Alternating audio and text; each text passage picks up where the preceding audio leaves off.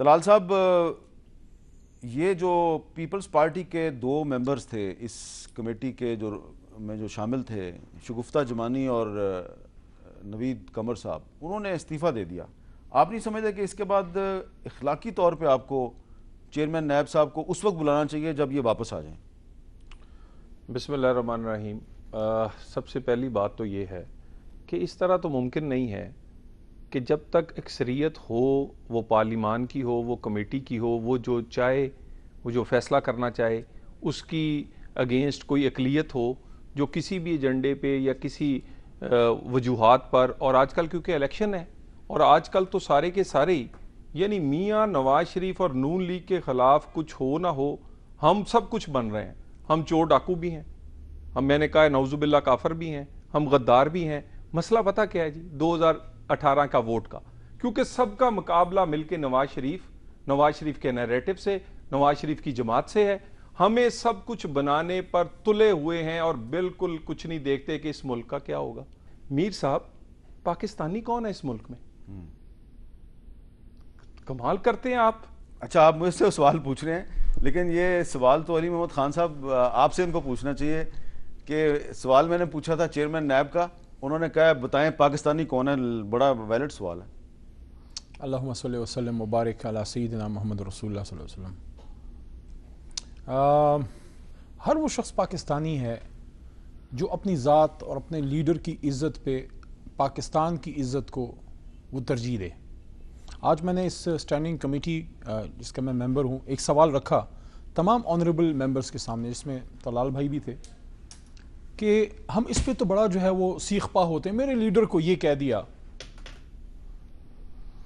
اگر ہم لوگ اس پہ سٹینڈ لیا کریں نا کہ میرے ملک کو یہ کہہ دیا، تو پھر لیڈر ایسی باتیں نہیں کر سکیں گے. ان کو پتہ ہے یہ میں نے اپنے ساتھ، اور میں کسی کا نہیں کہہ رہا، میں عمومی بات کر رہا ہوں. لیڈرز کو پتہ ہے کہ میں نے بچے جمہوریہ رکھے ہوئے ہیں، میں جو بولوں گا یہ کہیں گے بالکل آپ صحیح بول رہے ہیں.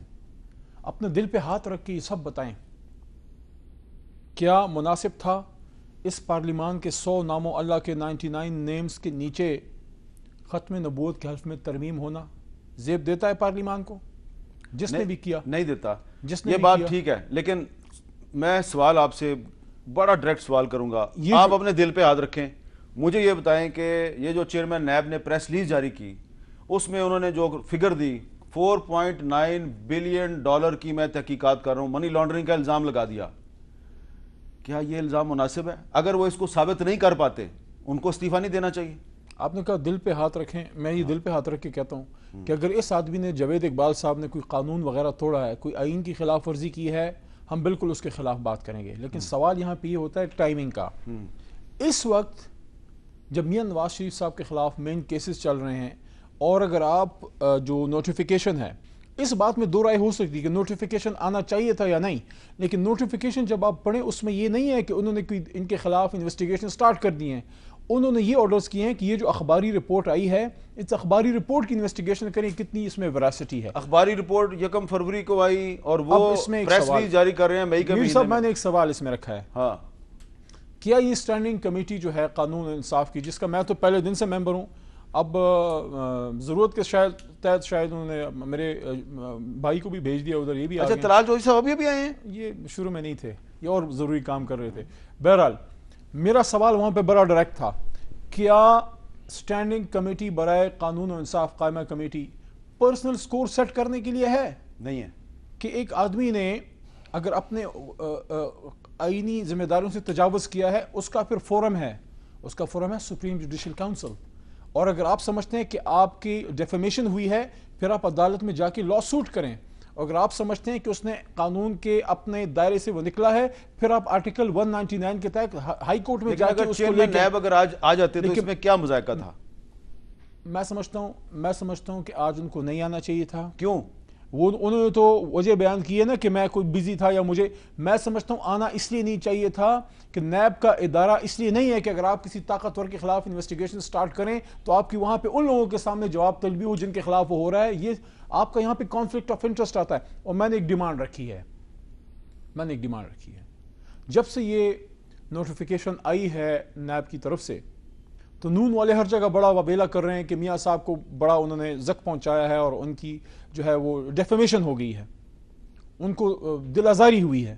تو اس پہ انہوں نے بولا میں نے کہا ہے کہ اگر ہم اس بات کو مان لیں کہ نیب کی اس بات سے آپ لوگوں کی دل آزاری ہوئی ہے اور آپ نے اس وجہ سے ان کو بلایا کہ بتائیں نا ذرا آپ نے اتنے تگڑے آدمی کے خلاف ہی نکالی کیسی، تو آپ کے لیڈر نواز شریف صاحب کے اس بیان کی وجہ سے جو بھارت نواز بیان انہوں نے دیا ہے، پورے پاکستان کی دل آزاری ہوئی ہے، میری بھی ہوئی ہے، کشمیریوں کی ہوئی ہے، کشمیر کو اس کو نقصان پہنچا ہے، پاک فوج کی دل آزاری ہوئی ہے کیونکہ وہ شہادتیں دیتے ہیں، ادھر سے آپ کا لیڈر کہہ رہا ہے کہ ہم نے جا کے وہاں پہ کرایا.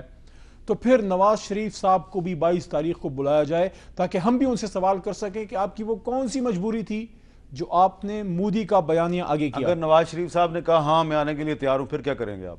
علی محمد بیٹھ کے سوال کرے گا، ہمت ہے مجھ میں. اچھا. ان سے پوچھوں گا کہ میاں صاحب وہ کون سی مجبوری تھی کہ آپ کو ہندوستان میں پڑے ہوئے 150 ہندوستانی تو نظر آئے لیکن پاکستان میں پڑے ہوئے 175-200 بچے اے پی ایس کے نظر نہیں آئے. کیا آپ نے آج تک کی بات کی ہے کہ ہندوستان ہمارے ملک میں دراندازی کرتا ہے، بلوچستان میں دراندازی کرتا ہے؟ کیا آپ نے آج تک کی بات کی ہے کہ آرمی پبلک سکول پہ جو اٹیک ہوا اس کے جو ٹریننگ کیمپس تھے افغانستان میں، رو کے لوگ وہاں ٹرین ہو کے یہاں پہ آتے ہیں؟ کبھی آپ نے کلبھوشن کا بعزت وزیر اعظم نام لیا ہے؟ کریں گے یہ سوال، ہمت ہے میاں صاحب میں تو آ جائیں سامنا کریں.